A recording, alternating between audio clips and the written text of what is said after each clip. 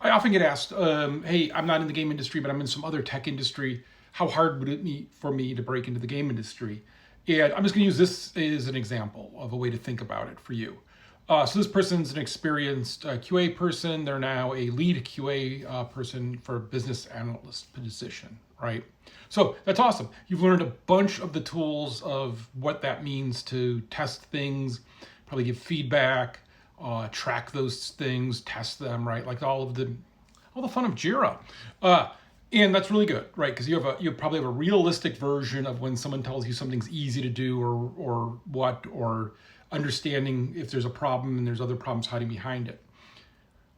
But ask yourself, if somebody came from the game industry, would they know your exact problems the same way that they know game problems, right?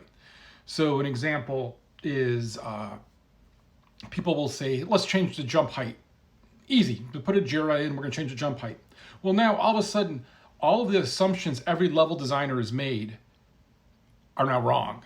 And so now places are accessible or not accessible, depending which way it goes, right?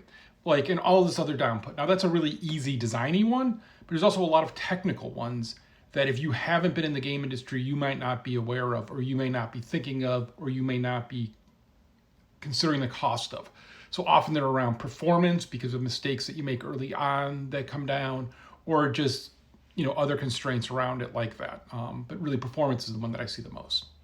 So, are you gonna be able to walk in and go like, "Hey, I was lead QA at this tech company, so I should be lead QA at your game company"? Like, would ask yourself that question. Do you know those things? Because the reason why people hire senior people so much, right? You see it so much in the industry. They want to hire someone senior or somebody with experience in the game industry. Isn't always for what they've done, but what they know not to do. What they know are hidden traps or problems, or like this engine just does not do this well. Let's not try this. Or this engine does this really well. Let's lean into this, and there's quicker ways to do it. Some of that knowledge you just get by doing it and failing, right? And so, is it easy? Is it? I don't know, right? And especially QA. I think you can learn up on it. It's a good place because it gives you a lot of insight into a really broad set of what the game's about. But,